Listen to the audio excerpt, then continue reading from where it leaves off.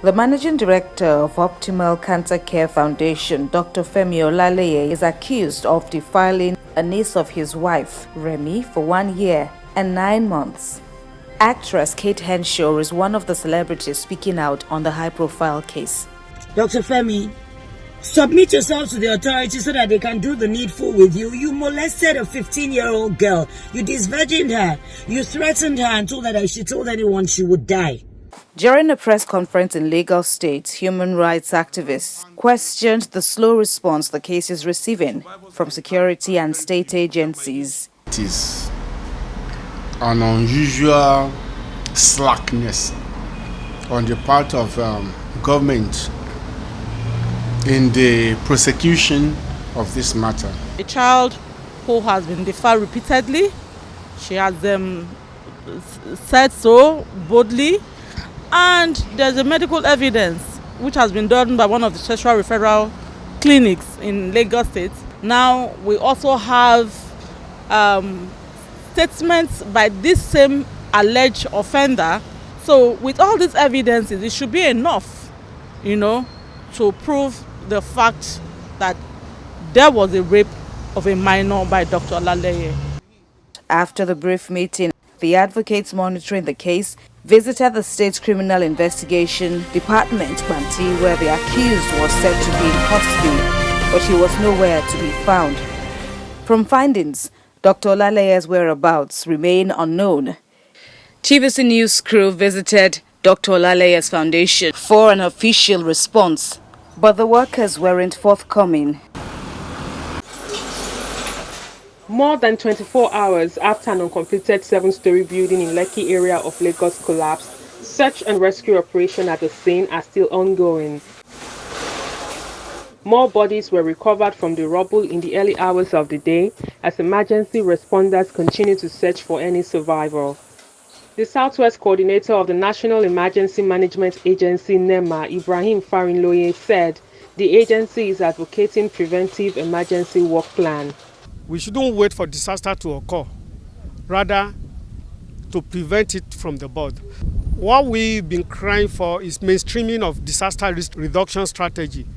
If there are issues relating to regulation, we have various types of regulatory bodies. So the bodies should be empowered to carry out their functions as it should be. We have many substandards in Nigeria, and we call them several times to improve. Because where you have design of 2 tons of iron rod 12 mm, and whereby they deliver 10 mm for you instead of 12 mm, the building may have problem. My advice is that all the distributors of iron rod should buy iron rod with certificate. According to eyewitnesses, the building was sealed on the 18th of February 2021 by officials of the Lagos State Building Control Agency. But the developer continues to work on it until the unfortunate incident on Sunday. We appeal to the good people of Lagos State that we are on top of all the challenges, and all the key stakeholders that are important in managing emergency are on the ground, and we are all working under the watch of Mr. Governor, Mr. Babajide Olusola Sanwo-Olu.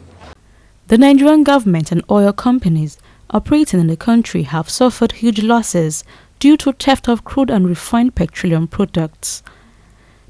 Data from the NNPC shows that a total of 350 pipeline points were vandalized from January to July 2021.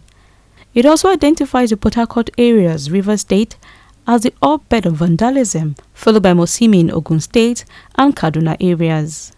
A total of 441 points of the petroleum product pipeline were damaged in 2020, compared to 1,484 points in 2019.